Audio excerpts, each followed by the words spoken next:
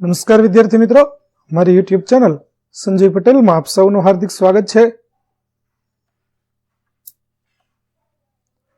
મિત્રો, આજના વિડીયોની અંદર આપણે ધોરણ 8 વિષય છે વિજ્ઞાન, જેનો પાઠ 12મો, જેનું નામ છે કેટલીક કુદરતી ઘટનાઓ. આ પાઠના જ્ઞાન સાધના પરીક્ષા માટે જે મહત્વના પ્રશ્નો છે તે પ્રશ્નોના જવાબો વિશે શીખવાના છીએ. વિદ્યાર્થી મિત્રો, જો તમે મારી ચેનલમાં નવા હોય તો મારી ચેનલને જરૂરથી સબસ્ક્રાઇબ કરો. વિડીયો સારો લાગે તો લાઇક કરો, શેર કરો અને બેલ નોટિફિકેશન ઓન કરો, જેથી મારા આગળના નવા વિડીયો પણ આપને મળતા રહે.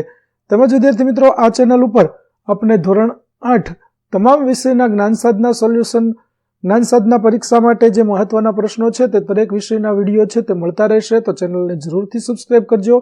તેમજ વિદ્યાર્થી મિત્રો, દરેક પાઠની MCQ ક્વિઝ રમવા માટે પ્લે સ્ટોરમાંથી અમારી એપ્લિકેશન વિશ્વગુરુ STD 1 થી 12 ગુજરાતી ડાઉનલોડ કરી તમારા મોબાઈલમાં ઇન્સ્ટોલ કરો.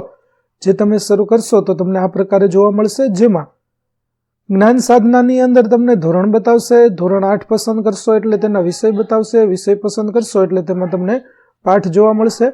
જેમાં વિડીયો ઉપર ક્લિક કરશો તો તમે વિડીયો જોઈ શકશો અને MCQ ઉપર ક્લિક કરશો તો તમે ક્વિઝ રમી શકશો, જેમાં આપને 15 અથવા 25 પ્રશ્નોનો વિકલ્પ મળશે. જે પસંદ કરશો તે પ્રમાણે તમે તેટલા પ્રશ્નોની ક્વિઝ છે તે રમી શકશો, જેના દ્વારા આપની પરીક્ષાની તૈયારી કેવી છે તે આપ જાણી શકશો.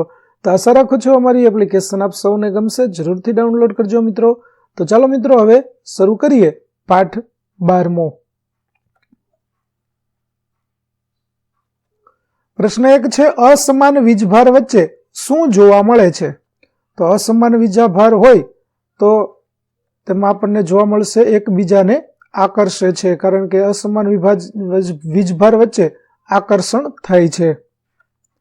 બીજો પ્રશ્ન, વીજળી અને તમારા કપડામાં થતા તણખા એ સમાન ઘટના છે એવું કયા વૈજ્ઞાનિકે બતાવ્યું? જેના વિકલ્પો આ પ્રમાણે છે, તો આપણો જવાબ થશે વિકલ્પ C, બેન્જામિન ફ્રેન્કલિને આવું કહ્યું હતું. ત્રીજો પ્રશ્ન, પૃથ્વીની ધ્રુજારીને કયા નામે ઓળખવામાં આવે છે?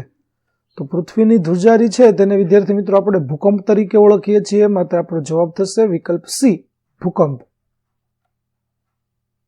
પ્રશ્ન 4, વીજળી ઉત્પન્ન થવાનું સાચું કારણ કયું છે? તો વિદ્યાર્થી મિત્રો આપણો જવાબ થશે વિકલ્પ A, વિદ્યુત ભારનું વિભાવરણ છે તેના કારણે વીજળી ઉત્પન્ન થાય છે. પ્રશ્ન 5, જ્યારે વીજભાર ગતિ કરતા હોય છે ત્યારે તે શું ધારણ કરે છે? જેના વિકલ્પો આ પ્રમાણે છે, તો તેનો જવાબ આવશે વિકલ્પ B, ચુંબકીય અસર. ત્યાર પછી પ્રશ્ન નંબર 6, નીચેનામાંથી કઈ ઘટનાથી વૃક્ષો બળી જવાની શક્યતા રહેલી છે?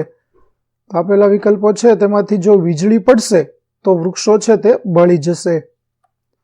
પ્રશ્ન નંબર 7, દરિયાની અંદર આવેલો ભૂકંપ કઈ ઘટના માટે જવાબદાર છે? જેના વિકલ્પો આ પ્રમાણે છે, તો આપણો જવાબ થશે વિકલ્પ A, સુનામી માટે જવાબદાર છે. 8મો પ્રશ્ન, વીજભારનો SI એકમ કયો છે? તો વીજભારનો SI એકર છે તે કુલંબ છે, માટે વિકલ્પ B આપણો જવાબ થશે. 9મો પ્રશ્ન, ઇલેક્ટ્રોસ્કોપ સાધનનો ઉપયોગ નીચેનામાંથી શું માપવા માટે થાય છે? જેના વિકલ્પો આ પ્રમાણે છે, તો જવાબ આવશે આપણો વિકલ્પ C, વીજભાર માપવા ઇલેક્ટ્રોસ્કોપનો ઉપયોગ થાય છે.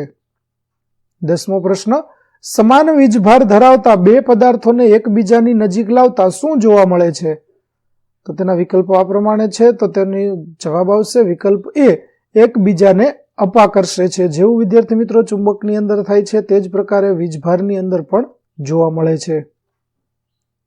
પ્રશ્ન 11, ભૂકંપની તીવ્રતા કયા એકમમાં માપવામાં આવે છે?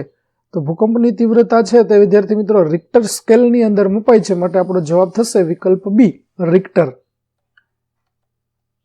ત્યાર પછી પ્રશ્ન 12, પૃથ્વીની પ્લેટોના હલનચલનથી કઈ ઘટના સર્જાય છે? તો પૃથ્વીની અંદર ભૂગર્ભિક પ્લેટો જે છે તેના હલનચલનના કારણે આપણે ભૂકંપની ઘટના અનુભવીએ છીએ, માટે આપણો જવાબ થશે વિકલ્પ C.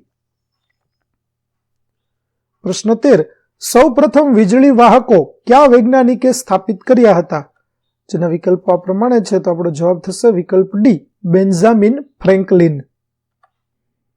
ત્યાર પછીનો પ્રશ્ન 14મો, નીચેનામાંથી ભારતના કયા વિસ્તાર સિસ્મિક ઝોનમાં આવે છે? સિસ્મિક ઝોન એટલે વિદ્યાર્થી મિત્રો જે વિસ્તારની અંદર વધારે ભૂકંપ આવવાની શક્યતા હોય તેવા વિસ્તારને સિસ્મિક ઝોન કહેવાય. તો આપેલા રાજ્યો છે તેમાંથી વિકલ્પ ડી એ અને બી બંને એટલે કે રાજસ્થાન તથા પૂર્વ તથા મધ્ય હિમાલય છે તે સિસ્મિક ઝોનની અંદર સમાવેશ થાય છે. 15મો પ્રશ્ન, ગાજવીજ સાથેના તોફાનો દરમિયાન વીજળીથી બચવા માટે કયા પગલાં લેવા જોઈએ? તો વીજળીથી બચવા માટે આપેલા તમામ પગલાં છે તે આપણે લેવા જોઈએ, માટે વિકલ્પ ડી આપણો જવાબ થશે. પ્રશ્ન 16, કોઈ પણ વસ્તુ વીજભાર ધરાવે છે કે નહીં તેની પરખ કરવા માટે વપરાતા સાધનનું નામ જણાવો. તો વીજભાર ધરાવે છે કે નહીં તે જાણવા માટે આપણે ઇલેક્ટ્રોસ્કોપનો ઉપયોગ કરી શકીએ, માટે આપણો જવાબ થશે વિકલ્પ સી. 17મો પ્રશ્ન, વીજળીની ઘટના દરમિયાન નીચેનામાંથી કઈ જગ્યા સુરક્ષિત નથી? જેના વિકલ્પો આ પ્રમાણે છે. તો આપેલી તમામ જગ્યાઓ છે તે અસુરક્ષિત છે, માટે આપણો જવાબ થશે વિકલ્પ ડી આપેલ તમામ. 18મો પ્રશ્ન, વીજળીની ઘટના દરમિયાન નીચેનામાંથી કઈ જગ્યા સલામત છે? તો સલામત જગ્યા માટે વિકલ્પ એ અને બી બંને સલામત છે. ઘરની અંદર પણ રહી શકાય અને બંધ બારી બારણાવાળી કારની અંદર પણ રહી શકાય. ત્યાર પછી 19મો, રબરને રૂવાટી સાથે ઘસવાથી રબર પર શું અસર થાય છે? તો જવાબ આવશે વિકલ્પ એ વીજ ભારિત થાય છે. 20મો પ્રશ્ન, નીચેનામાંથી ભારતનો કયો વિસ્તાર સિસ્મિક ઝોનમાં આવતો નથી? તો સિસ્મિક ઝોન એટલે જ્યાં ભૂકંપ ઓછો આવતો હોય તેવો વિસ્તાર, તો તે આવશે વિકલ્પ સી પૂર્વ ભારત તરફનો ભાગ. 21મો પ્રશ્ન, વિદ્યુત પ્રવાહ એક વસ્તુમાંથી બીજી વસ્તુમાં પસાર થવા માટે બે વસ્તુઓ નીચેનામાંથી શાના વડે જોડાયેલી હોવી જ જોઈએ? જેના વિકલ્પો આ પ્રમાણે છે. તો જવાબ આવશે વિકલ્પ સી તાંબાના તાર વડે જોડાયેલી હોવી જોઈએ. 22મો, ભૂકંપ થવાની શક્યતાવાળા વિસ્તારો નીચેનામાંથી કયા નામે ઓળખાય છે? તો ભૂકંપ થવાના જે શક્યતાઓ છે તેવા વિસ્તારને સિસ્મિક ઝોન તરીકે ઓળખવામાં આવે, માટે આપણો જવાબ થશે વિકલ્પ સી. ત્યાર પછીનો 23મો પ્રશ્ન, પૃથ્વીના સૌથી બહારના પડને કયા નામે ઓળખવામાં આવે છે? તો પૃથ્વીનું જે ઉપરનું પડ છે તેને આપણે પોપડો કહીએ છીએ, જે મૃદાવરણમાં આવે છે. ત્યાર પછી પ્રશ્ન 24, નીચેનામાંથી કયા વિસ્તારમાં શક્તિશાળી ભૂકંપ આવવાની શક્યતા નહીવત છે? જેના વિકલ્પો આ પ્રમાણે છે. તો આપણો જવાબ થશે વિકલ્પ ડી ઓરિસ્સા. 25મો પ્રશ્ન, 8.9ની તીવ્રતાવાળા ભૂકંપ વિશે તમે શું કહી શકશો? તો વિદ્યાર્થી મિત્રો, જેમ ભૂકંપની તીવ્રતા વધુ તેમ તે વિનાશકારી વધારે હોય છે, માટે અહીં 8.9ની તીવ્રતા છે, માટે તેને ભયંકર વિનાશકારી ભૂકંપ કહેવાય, માટે આપણો વિકલ્પ બી છે તે આપણો જવાબ થશે.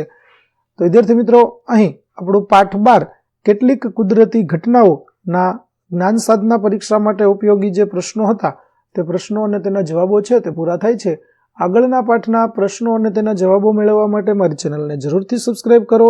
તેમજ વિદ્યાર્થી મિત્રો, આ પાઠની MCQ ક્વિઝ રમવા માંગતા હોય તો પ્લે સ્ટોરમાંથી અમારી એપ્લિકેશન વિશ્વગુરુ STD 1 થી 12 ગુજરાતી ડાઉનલોડ કરો, જેમાં આપ ક્વિઝ પણ રમી શકશો અને આપના જ્ઞાનની ચકાસણી કરી શકશો.